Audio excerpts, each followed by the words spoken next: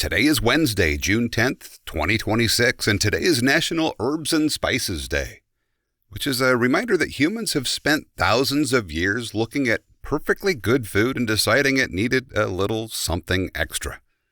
A pinch of this, a dash of that. And in a strange way, today's stories follow a similar pattern, because they're all about taking knowledge and making it easier to share. An experiment that helped people understand electricity. An institution dedicated to collecting and spreading knowledge. And a writing tool so practical that billions of people eventually carried one around without giving it a second thought. Welcome to Wait, That's Random, This Day in History. I'm C.L. Burns, voice actor, audiobook narrator, and your guide through the moments where humanity somehow became both impressive and ridiculous simultaneously. On June 10, 1752, Benjamin Franklin's famous kite experiment entered history, or at least the version most people know did. Because if you picture Franklin standing in a violent thunderstorm while lightning strikes his kite directly, that's probably not what happened. Which is one of the reasons I enjoyed this story. The myth became almost as famous as the science. Franklin was fascinated by electricity. At the time, electricity was still mysterious. People could generate static charges. They could perform demonstrations. But nobody fully understood what lightning actually was. Franklin suspected lightning and electricity might be related. That was a bold idea. Today it sounds obvious. In the 1750s, it was a genuine scientific question. The experiment involved flying a kite into a storm system and collecting electrical charge through a metal key attached to the apparatus. The goal wasn't to get struck by lightning. The goal was to detect electrical properties within the storm, which is fortunate because a direct lightning strike almost certainly would have killed him. In fact, several later experimenters attempting similar demonstrations were killed.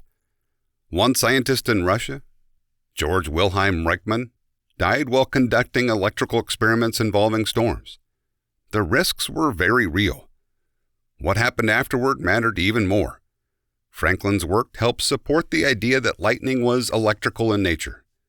That understanding eventually contributed to one of his most famous inventions, the lightning rod. And that invention produced a surprisingly emotional reaction. Many people immediately saw the value. Others objected. Some argued that diverting lightning interfered with divine will. Others worried the technology simply wouldn't work. But over time, buildings equipped with lightning rods proved dramatically safer. And once again, a scientific idea moved from controversy to normality. One thing I kept thinking about while reading this story is how many discoveries follow the same pattern. First, they seem strange. Then they seem important. Then, eventually, people forget there was ever a mystery in the first place. And speaking of collecting knowledge, instead of losing it, June 10th also gave us one of the most ambitious educational projects ever created. On June 10th, 1846, the Smithsonian Institution was formally established.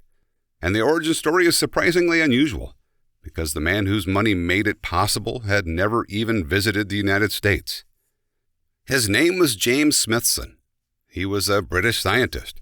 When he died, he left instructions that his estate should go to the United States to create an institution dedicated to the increase and diffusion of knowledge. Not Britain, not Europe, the United States.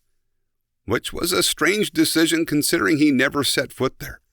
Even today, historians debate exactly why he made that choice.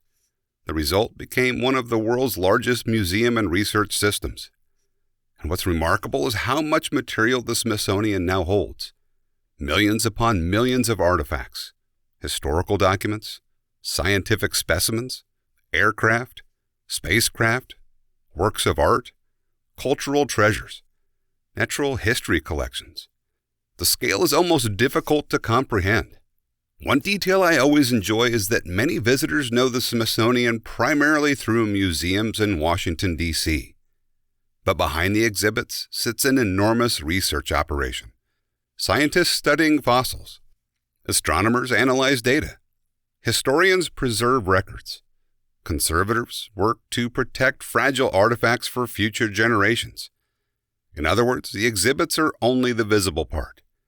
The institution itself is constantly generating new knowledge while preserving old knowledge, which feels like a pretty good use of a surprise inheritance. And then sometimes the most influential inventions aren't grand at all.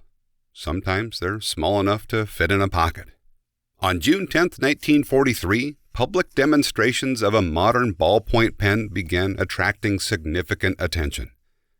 Now, this might be one of the most overlooked inventions in history, because nearly everyone has used a ballpoint pen, which means almost nobody thinks about it. Before ballpoint pens became common, writing could be frustrating. Fountain pens leaked, ink smudged, refills were messy. Paperwork could become an adventure for all the wrong reasons. Then came the ballpoint. The concept was elegantly simple. A tiny rolling ball at the tip controlled the flow of ink. Reliable, portable, convenient.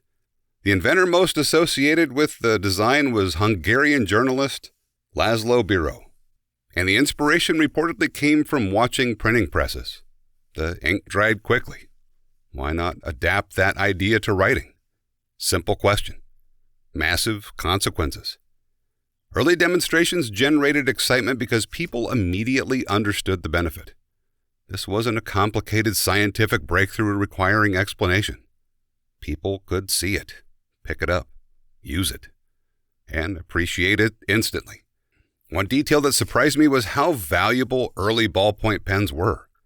Some sold for the equivalent of hundreds of dollars in today's money. Yet demand remained enormous. People lined up to buy them, and eventually costs dropped. Production increased, and the pen became one of the most common tools on Earth. It's easy to celebrate rockets and computers, but sometimes history is shaped by something as ordinary as a better pen.